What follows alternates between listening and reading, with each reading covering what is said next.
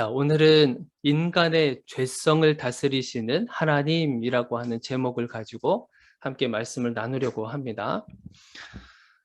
자, 선악과 사건 이후에 아담과 하와에게 일어났었던 선악과 사건 이후에 우리 인간에게는 죄성이라고 하는 것을 우리는 가지게 되었었습니다. 자, 그 죄성이라고 하는 것이 특징 중에 하나가 무엇이냐면 어떤 걸림돌이 없다고 한다면 이것은 쇠퇴하지도 않고요. 없어지지도 않고 오히려 더 강력한 힘을 가지게 된다고 하는 사실이에요. 이것이 얼마나 강력하고 없어지지 않는지 언약의 백성이라고 해서, 그리고 하나님을 두려워하는 백성이라고 한다 할지라도, 그리고 예배 공동체라고 한다 할지라도 이 죄성만큼은 없어지지 않는다고 하는 사실이에요. 우리가 그것을 어떻게 알 수 있었냐면, 우리가 지난 시간에 노아의 족보를 보면서 노아의 아들이었던, 그리고 이 함의 후손들을 바라보면서 우리가 그것을 알 수 있었거든요. 함의 후손 중에서 니무롯이라고 하는 사람 혹시 기억나십니까? 세상 나라의 왕으로 이게 등극한 사람인데, 그 니무롯이라고 하는 사람이 누구냐면 이 바로 함의 후손인 거예요. 함은 또 누구의 후손입니까? 노아의 아들이었지 않습니까? 이 노아는 하나님을 예배하는 예배 공동체로서 다시 시작되는 그런 언약의 백성이었단 말이죠. 그런데 그 언약의 백성 가운데에서도 함의 후손을 통해서 인간의 죄성이 얼마나 무섭고 그리고 강력해지고 있는가, 그것을 우리는 알 수가 있었어요. 그 결정적인 그 걸작품이라고 해야 되나요? 인간의 죄성이 얼마나 좀 심각하고 그런 것에 대한 걸작품이라고 해야 될지 모르겠지만, 그것이 바로 오늘 본문 말씀에 등장합니다. 우리가 잘 알고 있는 바로 이 바벨탑 사건이 일어나게 되는 것이에요. 인간의 죄성의 결과물로 나오는 이 바벨탑 사건. 그래서 이 바벨탑 사건을 통해서 인간의 죄성이라고 하는 것이 과연 어떠한 것이 있는가? 그러면 그 죄성을 하나님께서는 어떻게 다스리고 계시는가? 이것을 오늘 말씀을 나누려고 합니다. 먼저 우리가 인간의 죄성을 한번 살펴보려고 합니다. 인간의 죄성이 오늘은 세 가지 정도를 나누려고 하는데, 자, 첫 번째는 무엇이냐면요. 하나님과 같이 되려고 하는 그런 죄성을 가지고 있습니다. 누구와 같이 되려고 한다고요? 하나님과 같이 되려고 한다는 것이에요. 자, 우리 4절을 한번 읽어보겠습니다. 4절. 자, 또 말하되 성읍과 탑을 건설하여 그 탑 꼭대기를 하늘에 닿게 하여, 그 탑 꼭대기를 하늘에 닿게 한다고 하는 것이에요. 여러분들 혹시 선악과 사건 일어나기 전에, 그러니까 하와를 이 뱀이 유혹을 하지 않습니까? 그 유혹을 했었을 때 이 사탄이 사용했었던 거짓말 네 가지가 있었어요. 사탄의 네 가지 거짓말. 자, 첫 번째는 영원히 죽지 않는다. 이거 선악과 먹어도 너희들 죽지 않아. 그렇게 하면서 결코 죽지 않는다라고 하는 거짓말. 그리고 두 번째는 눈이 밝아진 거예요. 그리고 세 번째가 바로 하나님과 같이 되는 것입니다. 이 선악과 먹으면 너희들 죽지도 않고 하나님과 같이 될 거야 라고 하는 거짓말을 하게 됩니다. 그리고 마지막 네 번째가 뭐냐면 선악을 알게 된다라고 거짓말을 하게 됩니다. 그래서 하나님과 같이 된다고 하는 이 사탄의 네 가지 거짓말 중에서 세 번째였던 하나님과 같이 된다. 바로 이것이 바로 인간이 가지고 있는 죄성이라고 하는 것이에요. 하나님과 같이 되려고 하는 목적이 무엇이겠습니까? 하나님과 같이 되려고 하는 목적. 첫 번째가 무엇이냐면 하나님과 대적의 관계에서 이기고 싶어 하는 마음을 가지게 되는 거예요. 하나님과 대적하고 하나님과 등을 지고 하나님 말씀에 불순종함으로 인해서 하나님과 어떤 대적의 관계에서 내가 이기고 싶어 하는 그런 마음이 생기는 거예요. 이 죄성이라고 하는 것이. 그러면서 하나님이 맞는지 아니면 내가 맞는지 겨루고 싶어 하는 겁니다. 이 겨rum을 통해서 자기 자신이 맞다고 하는 것을 증명해 보이고 싶어 하는 것이 바로 인간의 죄성이라고 하는 것이에요. 이런 말들 있잖아요. 하나님을 믿느니 차라리 나를 믿겠다. 내 주먹을 믿겠다. 그리고 신이 어디 있냐? 만약에 신이 있으면 세상이 어떻게 이렇게 돌아갈 수 있어? 악한 사람은 악하게 되고 더 잘 사는 것 같고 하면서 신이 있다면 세상이 이렇게 돌아가면 안 되는 거야 하면서 마치 신이 없다고 하는 것을 주장하는 이 무신론자 같은 그런 모습을 가지고 살아가게 된다고 하는 사실인 거예요. 하나님을 자신의 심판대 위에 올려놓고 하나님이 잘했는지 못했는지 이런 것을 판단하고 있는 그런 인간의 모습을 우리는 볼 수 있다고 하는 사실입니다. 그리고 하나님과 같이 되려고 하는 또 두 번째 목적은 어떤 것이냐면 인간은 기본적으로 통제받고 싶어 하지 않는다고 하는 사실이에요. 하나님과 같이 됨으로 인해서 더 이상 통제받고 싶어 하지 않는 마음이 우리 인간에게 가득 차 있다고 하는 것입니다. 통제받지 않으려면 여러분 어떻게 해야 되겠습니까? 가장 높은 자리에 올라가야 되는 거예요. 그리고 신과 같이 되어야 내가 그 누구에게도 통제받지 않고 그 누구에게 어떤 걸림돌이 되지 않고 자기가 원하는 대로 살고 싶어하는 인간의 죄성, 이것이 바로 이 바벨탑 사건을 통해서 우리가 알 수 있는 것입니다. 하나님과 같이 되려고 저 높은 곳에 쌓고 쌓아서 저 하늘에 닿을 만큼 그렇게 하면서 자기 자신들이 더 이상 하나님으로부터 그리고 하나님의 어떤 존재로부터 나는 통제받지 않겠다. 내가 신이다. 내가 곧 신이다. 이렇게 주장하면서 살아가게 되는 우리 인간의 모습을 볼 수 있다고 하는 사실인 거예요. 자, 인간의 죄성 첫 번째가 하나님과 같이 되려고 하는 것이 있었습니다. 자, 두 번째는 어떤 것이냐면 살기 위해서라고 한다면 내가 살기 위해서라면 수단과 방법을 가리지 않는다는 거예요. 내가 살기 위해서라면 다른 사람이 어찌됐든 상관없이 나는 수단과 방법을 가리지 않고 나는 살아갈 것이다. 자, 4절 우리 한 번 더 볼게요. 4절에 보니까 그 탑 꼭대기를 하늘에 닿게 하여 우리 이름을 낸다 그래요. 우리의 이름을 낸다. 여기서 말하는 수단과 방법, 이것은요, 어떤 거냐면 어떠한 경쟁 속에서 이기기 위해서라면 정당하지 않는 방법들을 다 사용한다고 하는 것이에요. 정당하지 않은 방법들이 뭐겠습니까? 거짓말하거나 아니면 사기를 친다든지 아니면 살인을 한다든지 내가 이익을 얻는 데 있어서는 뭔가 걸림돌이 된다고 한다면 판단이 되면 폭행을 해서라도 그것을 저지하려고 하는 것. 또한 사람들의 심리를 아주 적절하게 잘 사용해서 그렇게 사기치는 그런 모습들이 바로 이 수단과 방법이라고 하는 것이에요. 여러분들 생각해 보세요. 이 바벨탑이라고 하는 것을 하늘에 닿게까지 하려고 한다면 여러분들 그 밑에 수많이 깔려 있는 돌들을 여러분들 생각해 보시기 바랍니다. 그 돌들을 하나 둘씩 밟아가면서 어디까지 올라가야 돼요? 저 꼭대기까지 올라가야 되는 것입니다. 사람들은 이런 경쟁 속에서 이런 멈추지 않는 경쟁 속에서 내가 살아가기 위해서라고 한다면 그것이 정당하든 정당하지 않든 모든 수단과 방법을 가리지 않고 저 높은 꼭대기까지 올라가려고 하는 것이 우리 인간의 죄성인 거예요. 아무런 죄책감을 느끼지 않는 겁니다. 사람이 밟아 죽어 나가도 고통을 당한다 할지라도 다른 사람들이 괴로워하고 어려움 속에 빠진다 할지라도 그것은 나와 상관없는 무관한 것이다라고 판단하면서 나는 그저 저 꼭대기까지만 올라가면 돼.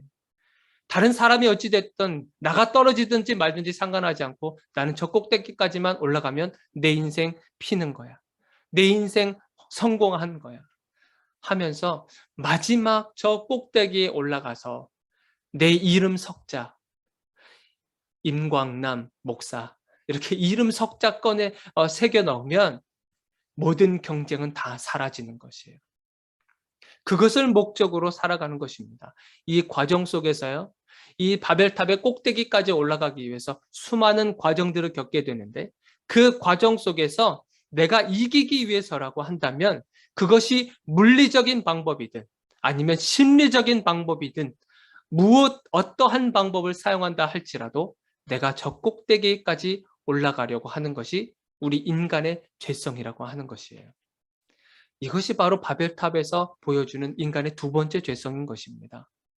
그러면 여러분들 세 번째 죄성은 어떤 것이겠습니까? 세 번째 죄성은 뭐냐면 인본주의를 최고의 가치로 여기는 것입니다. 인본주의를 최고의 가치로 여기는 거예요. 4절을 한번 보세요. 우리 4절. 자, 탑 꼭대기를 하늘에 닿게 했어요. 그리고 우리의 이름을 냈습니다. 자, 그 다음에 뭐냐면 온 지면의 흩어짐을 면하자. 이렇게 이야기를 합니다. 온 지면에 흩어지는 것을 면하는 것. 단지 이것이 그냥 흩어지는 삶이 싫어서가 아니라요. 흩어지지 않겠다고 하는 것은 뭐겠습니까? 계속 우리가 모이겠다고 하는 거잖아요. 모여서 무엇을 하겠다는 거예요? 결국에는 하나님과 대적하겠다고 하는 것입니다. 이 흩어지지 말자라고 하는 그 말이 어디서부터 시작됐냐면 이런 것이죠. 하나님은 우리에게서 떠났다. 하나님은 우리를 버렸다. 그리고 그렇기 때문에 하나님은 더 이상 우리의 보호자가 될 수가 없다. 그러면 어떻게 해야 되는가? 우리 힘으로 살아가야 된다. 우리 스스로 강해져야 우리가 살아남을 수 있다. 그래서 우리 흩어지지 맙시다. 우리가 살아가기 위해서는 우리가 모여서 우리 스스로 강력한 힘을 가져야만 우리 스스로 보호할 수 있다. 이런 마음에서 흩어짐을 면하고자 하는 그런 목적이 있었던 것입니다. 그러다 보니까 가장 중요한 자본이 뭐가 되겠습니까? 바로 사람이 중요한 자본의 역할을 하게 된 것입니다. 그러니까 사람이 중요하게 된 거예요. 사람의 감정이 중요하게 됐고요. 사람의 모든 것이 정말 중요하게 된 것입니다. 사람을 더 이상 다치게 해서는 안 되는 것이에요. 감정이 됐던 아니면 어떤 육체적인 것이 됐던 이것을 다치게 해서는 절대 안 되는 것입니다. 이거 여러분들 참 들어보니까 맞는 논리죠. 맞는 말이잖아요. 사람을 중요하게 여긴다는 건 정말 중요하고 그리고 이 세상을 살아가는 데 있어서 정말 중요한 재산이 되지 않습니까? 사람이 중요한 재산이라는 말을 많이 듣기도 해요. 그러나 문제는 이것입니다. 뭐냐면 사람을 누구도 건드려서는 안 되는데 그게 누구도 포함이 되냐면 하나님도 포함이 되는 거예요. 하나님도 사람을 건드려서는 안 되는 거예요. 하나님을 넘어선 인간의 사랑, 이것이 문제인 겁니다. 하나님을 뛰어넘어서 사람을 더 가치 있게 만드는 것이죠. 왜냐하면 사람이 자본이고 사람이 모여야 그것이 강력한 힘을 발휘할 수 있기 때문에 그렇습니다. 이것이 인본주의적인 사상인 거거든요. 그래서 로마서 1장 25절에는 뭐라고 기록되어 있냐면 로마서 1장 25절 제가 한번 읽어드릴게요. 이는 그들이 하나님의 진리를 거짓 것으로 바꾸어 피조물을 조물주보다 더 경배하고 섬김이라. 자, 누구를 더 경배하고 누구를 더 섬긴다는 거예요? 창조주 되시는 하나님보다도 조물주가 되시는 하나님보다도 피조물인 그 사람을 더 경배하고 더 섬긴다라고 표현을 하고 있는 것이에요. 사람의 인격 중요합니다. 사람의 생명도 중요하고요. 사람이 정말 그 사람 자체가 가지고 있는 그것은 너무나도 좋은 것입니다. 그러나 이것이 너무나 과한 나머지 하나님도 사람을 건드려서는 안 된다라고 하는 그런 논리가 펼쳐지게 되는 그 순간에 우리는 인본주의적인 사상으로 빠져들게 되는 것이에요. 여러분들 오늘날 신앙을 유지하는 데 있어서요. 우리가 참 힘들고 어려운 부분이 바로 무엇이냐면 점점 시대가 거듭내면 거듭날수록 어려워지게 되는 것이 뭐냐면 바로 이 인본주의적인 사상이 굉장히 커지게 됐어요. 인본주의적인 사상.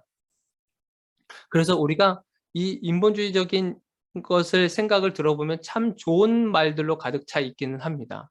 뭐 차별금지법이라든지 아니면 동성애법이라든지 이런 것을 들어보면 저 사람들도 참 이렇게 보호받고 해야 되는 것이 당연한 것이다라고 생각하면서 우리가 쉽게 이 사람들이 넘어갈 수도 있어요.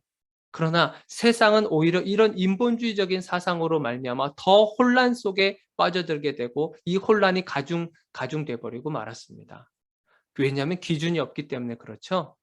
그냥 무질서한 상태로 내버려지게 되는 것입니다.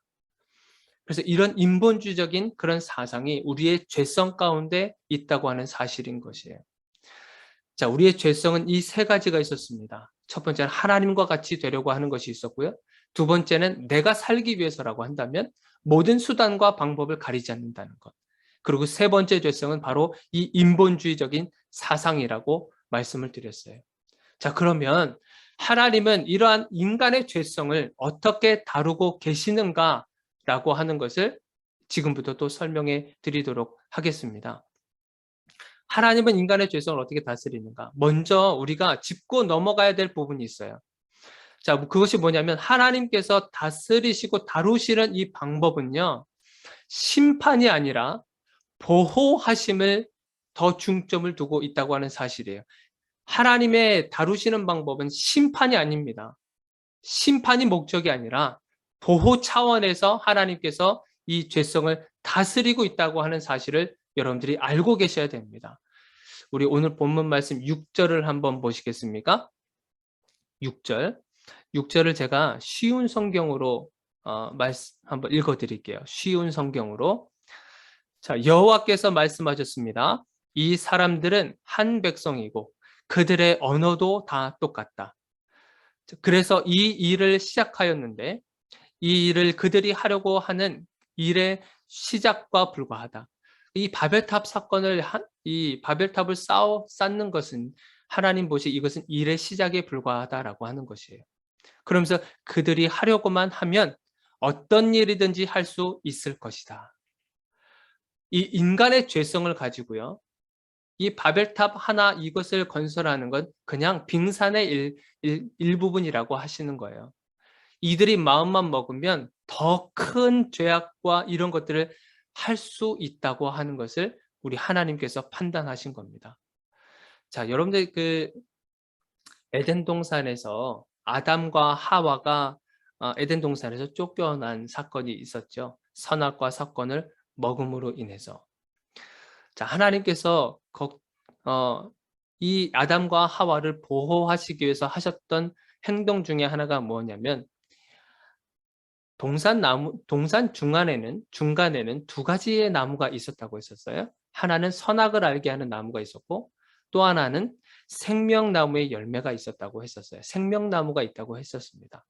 선악과를 먹음으로 인해서 죄가 들어오게 되고 또한 그것으로 멈추는 것이 아니라 만약에 생명나무의 열매를 먹게 되거든 이 생명나무의 역할은 무엇이냐면 자, 선악과 같은 경우는 죄가 들어오게 하였고 이 생명나무는 영원히 살게 하는 나무예요. 그러니까 선악과에서 선악과를 따먹음으로 인해서 죄가 들어오게 되고 그 죄가 들어온 상태에서 생명나무의 열매를 먹게 되면 죄가 있는 상태에서 영원히 살게 되는 겁니다. 자, 그래서 이것을 아담과 하와가 그러한 인생을 살지 못하도록 에덴 동산에서 쫓아내 보내신 거예요. 에덴 동산에 남겨두신 것이 아닙니다. 에덴 동산에서 쫓아내신 거예요. 이것은 하나님의 심판이 아니라요. 아담과 하와를 하나님께서 보호하시기 위해서 쫓아내신 겁니다. 더 큰 죄악을 일삼게 될 수 있는 인간의 그 죄성을 하나님께서는 저지하신 거예요. 스탑시키신 겁니다. 그렇게 하고 나서 하나님께서는 보호 차원에서 우리 인간의 죄성을 다루고 계신다고 하는 사실을 여러분들이 인지하고 계셔야 되는 거예요. 자, 그래서 하나님께서 인간의 죄성을 다루시는데 자, 두 가지 방법으로 주님께서는 다루고 계십니다. 자, 첫 번째는 뭐냐면요. 하나님께서 이 바벨탑 사건에 직접 개입하십니다. 자, 5절을 한번 보세요. 오늘 본문 말씀 5절을 한번 보시면 여호와께서 사람들이 건설하는 그 성읍과 탑을 보려고 내려오셨더라. 하나님께서는 저 높은 곳에 계셔서 그냥 그 자리에 계시기만 해도 돼요.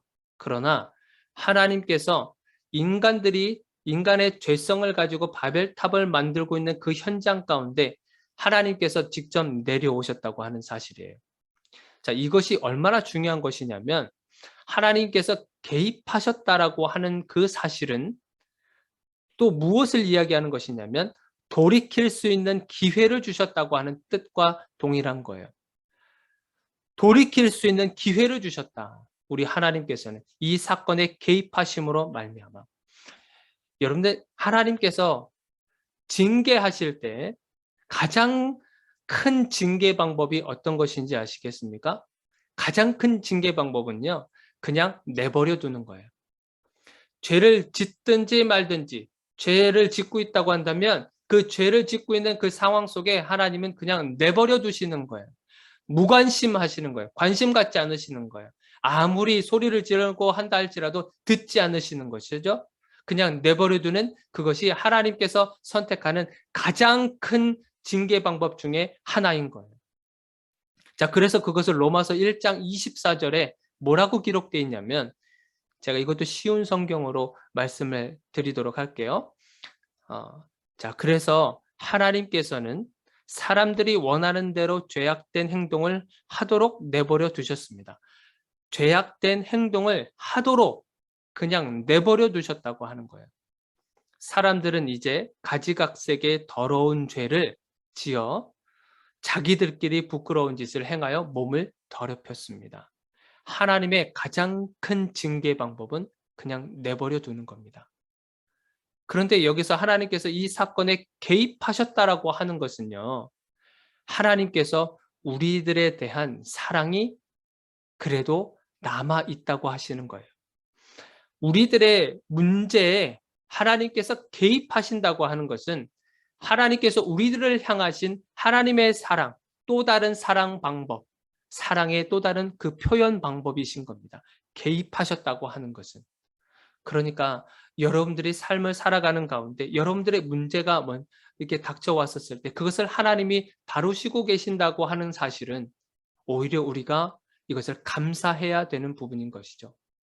이것을 하나님께서 그냥 내버려 두시고 우리가 죄 짓는 현장 가운데서 돌이키지 않고 그냥 죄 짓도록 내버려 둔다고 한다면 우리는 걷잡을 수 없을 만큼 저 지옥을 향해서 달려가게 될 것입니다.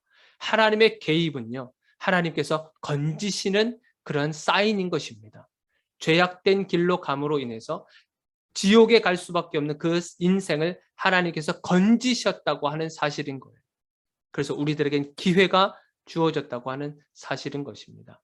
하나님의 방법, 하나님께서 인간의 죄성을 다스리실 때 그 죄성에 하나님께서는 직접 개입하십니다. 개입하심을 통해서 우리가 겪게 되는 어려움도 있어요. 힘든 것도 있어요. 견뎌낼 수 없을 만큼의 그런 고통이 따를 수도 있어요. 그러나 그 개입하심이 있었을 때는 우리가 새로운 그런 삶의 여정으로 우리 주님께서 이끌어 가신다고 하는 그런 사랑의 표현 방법이신 것입니다. 그래서 여러분들 감사하시기를 바라요. 그런 어려움이 있었을 때 하나님이 다루신다고 하면 감사하시기를 바랍니다. 하나님께서 인간의 죄성을 다스리는 두 번째 방법은요, 7절에 보니까 언어를 혼잡하게 하셨다고 하셨어요. 언어를 혼잡하게 하셨다. 처음에 저는 이것을 묵상하면서 왜 하나님이 언어를 혼잡하게 하셔서 이렇게 영어를 배우게 하고 일본어를 배우게 하고 중국어를 배워야 되고 이런 스트레스를 받게 하셨나? 이 언어 말고 다른 방법이 없으셨나? 자꾸 이제 그런 생각이 맴돌았었어요. 그런데 오히려 참 감사하다라는 생각을 했습니다. 언어를 혼잡하게 하신 것. 이게 뭐냐면 징계 차원에서 보면 최소한의 징계 방법을 사용하신 겁니다. 하나님은 어떤 분이세요? 노아의 홍수 사건을 여러분들 기억하십니까? 세상이 죄악으로 가득 차 있는 그런 상황 속에서 하나님은 심판하신 노아의 홍수 심판과 같은 수준으로 우리들을 징계하실 수도 있는 분이 우리 하나님이세요. 그런데 그 정도의 수준으로 우리를 징계하신 것이 아니라 그냥 언어만 하나님께서 다루신 거예요. 언어만 다루신 거예요. 이들의 육체를 하나님께서 건드리신 게 아닙니다. 이들의 질병을 다 하나님께서 내리셔서 그렇게 징계를 하신 것이 아니에요. 단지 언어만 하나님께서 다루셨다고 하는 사실인 거예요. 언어를 다루셔서 결국 어떻게 하셨습니까? 7절에서 8절을 살펴보니까 언어를 혼잡하게 해서 이들을 흩으셨다고 만드셨어요. 흩으셨다고 기록하고 있습니다. 우리 인간의 죄성은 무엇이었어요? 흩어지지 말자. 흩어짐을 면하자. 이렇게 하면서 인본주의적인 사상이 있었지 않았습니까? 그런데 하나님께서는 이 언어를 혼잡하게 하심으로, 그리고 사람들을 다 흩어버리시면서 무엇을 없애시겠다고 하는 거예요? 인본주의적인 사상을, 인간 중심의 인본주의 사상을 다 무너뜨리고 하나님 중심의, 하나님 말씀 중심의 신본주의로 하나님께서 바꾸시겠다고 하는 거예요. 인간의 죄성은 정말 걷잡을 수 없을 만큼 그 힘이 계속 강하게 됩니다. 그래서 하나님 없이도 살아가려고 하는 인간의 그런 몸부림 속에서 하나님은 인간 세상에 개입하십니다. 이 개입은요, 살리기 위한 것이 하나님의 목적이신 거예요. 하나님의 목적. 인본주의 사상으로 끝이 없이 달려가는 인생들을 하나님께서는 스탑시키시고 다 흩으셔서 결국에는 하나님 중심으로 살아가도록 만드시는 것이 하나님의 목적이셨고, 하나님께서 인간의 죄성을 다스리시는 그 방법이셨다고 하는 사실입니다. 말씀을 좀 정리하려고 합니다. 인간의 죄된 본성은요, 없어지지 않습니다. 이 죄된 본성이 우리 인간이 얼마나 악하고 또 얼마나 참 추잡스러운지 이 죄성은 사라지지 않아요. 가만히 놔두면 오히려 더 강하게 그 힘을 발휘하게 됩니다. 그래서 우리의 죄성에 하나님께서는 우리들의 삶에 찾아오셔서 개입하십니다. 개입하셔서 우리의 삶을 바꿔가십니다. 그래서 여러분들의 삶 속에 하나님의 개입하심이 있다고 한다면 이렇게 하나님 거추장스럽게 그렇게 여기지 마시길 바라요. 오히려 더 감사하시고요. 더 강한 죄성을 가지고 큰 죄악을 일삼을 수 있는 우리들을 하나님께서 스탑하시기 위해서 우리의 삶에 개입하시고 계시는구나. 그것을 여러분들이 깨달으시기를 바랍니다. 그래서 인본주의적인 그런 사상에서 벗어나셔서 그런 신앙생활이 아니라 하나님 말씀 중심의 삶으로 여러분들이 살아가시기를 주님의 이름으로 축원드립니다. 함께 기도하겠습니다.